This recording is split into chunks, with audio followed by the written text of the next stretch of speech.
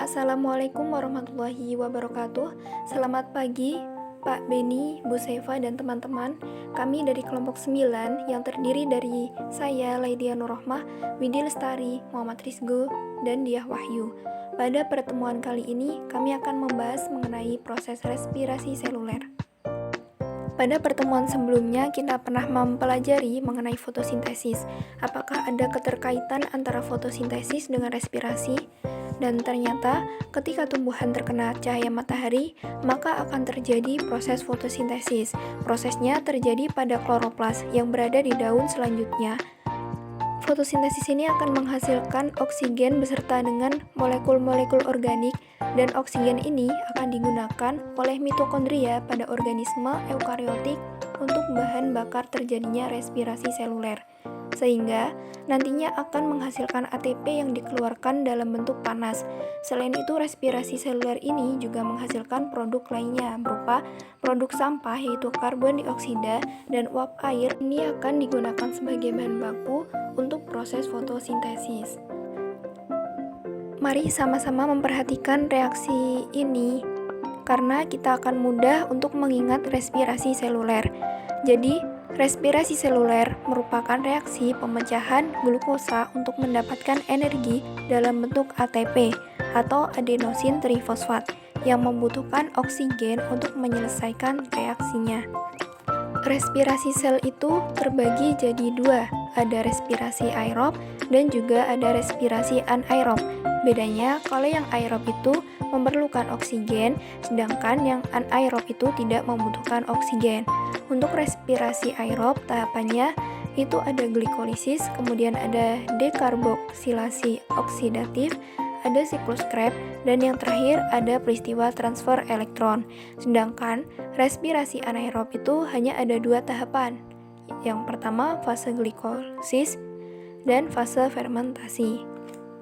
Pada peristiwa glikolisis dihasilkan sejumlah ATP2 dan menghasilkan NADH2. Pada tahapan siklus Krebs menghasilkan 2 ATP dan menghasilkan 6 molekul NADH dan 2 molekul FADH. Kemudian, sebelum siklus Krebs, sebenarnya di sini ada tahapan dekarboksilasi oksidatif, di mana dia menghasilkan 2 molekul NADH. Kemudian, 2 NADH dari glikolisis, 6 NADH, 2 FADH dari siklus Krebs, serta 2 NADH dari dekarboksilasi oksidatif itu akan diubah menjadi energi dalam tahapan transfer elektron. Energi yang dihasilkan sebanyak 34 ATP, sehingga total energi yang dihasilkan seluruhnya sebanyak 38 ATP. Kesimpulan respirasi aerob yaitu tahapannya yang pertama ada glikolisis terjadi di sitoplasma, banyak glukosa yang memiliki atom C sebanyak 6 dan menghasilkan molekul ATP, 2 NADH, dan 2 asam pirufat. Itu akan masuk ke tahapan dekarboksilasi oksidatif yang terjadi di matriks mitokondria dan menghasilkan 2 molekul NADH2, molekul CO2, dan 2 molekul asetil CoA. Langkah asetil CoA itu akan masuk ke tahapan siklus Krebs, terjadi di matriks mitokondria, menghasilkan 2 molekul ATP, 2 molekul FADH, 6 NADH, dan 4 molekul CO2. NADH2 dan FADH2 dari peristiwa glikolisis, dekarboksilasi oksidatif, dan siklus Krebs itu akan masuk ke dalam proses transfer elektron. Satu molekul NADH akan menghasilkan 3 ATP, sedangkan 2 FADH menghasilkan 2 ATP, sehingga total dari peristiwa ini dihasilkan sebanyak 38 ATP. Pengecualian untuk sel otak dan otot serangga itu hanya dihasilkan 36 ATP. Ada dua jenis fermentasi, ada fermentasi alkohol yang hasil akhirnya berupa alkohol dan juga ada fermentasi asam laktat yang hasil akhirnya berupa asam laktat. Fermentasi alkohol biasanya dilakukan oleh ragi atau jamur, kalau fermentasi asam laktat dilakukan oleh sel hewan atau bakteri. Pada prosesnya, glukosa itu akan dipecah menjadi molekul asam pirufat dan molekul asam pirufat itu nanti ada yang diubah jadi alkohol.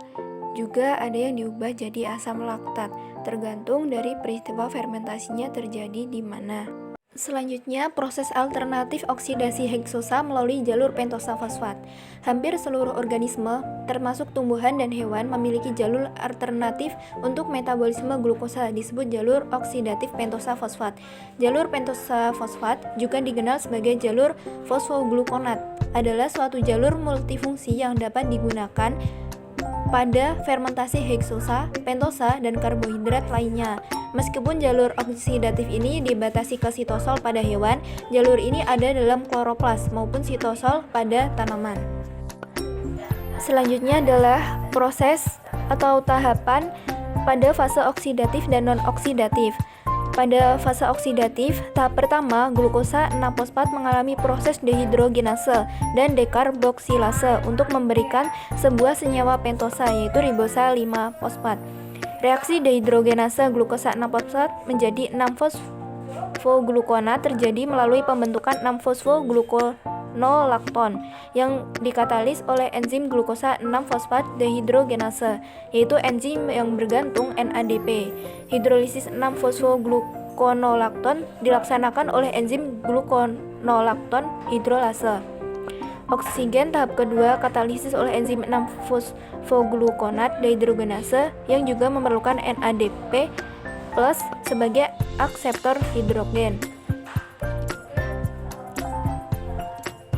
Dekarboksilase kemudian terjadi dengan pembentukan senyawa ketopentosa, yaitu ribosa 5P. Reaksi mungkin berlangsung dalam 2 tahap melalui intermediate 3 keto 6-fosfoglukonat. Singkatnya, glukosa 6-fosfat ditambah 2 NADP ditambah H2O menjadi ribolusa 5-fosfat ditambah 2 NADPH ditambah 2H ditambah karbon dioksida. Fungsi jalur alternatif oksidasi heksosa melalui jalur pentosa fosfat. Yang pertama, produksi NADPH untuk sintesis reduktif seperti biosintesis asam lemak serta steroid. 2. Menghasilkan ribosa untuk sintesa asam nukleat dan berbagai koenzim. Proses respirasi pada tumbuhan sangat dipengaruhi oleh beberapa faktor, yaitu substrat respirasi, umur jaringan dan tipe jaringan, suhu, oksigen, karbon dioksida, dan juga luka dan rangsangan mekanik. Sekian video pembelajaran dari kelompok kami. Kami akhiri. Wassalamualaikum warahmatullahi wabarakatuh.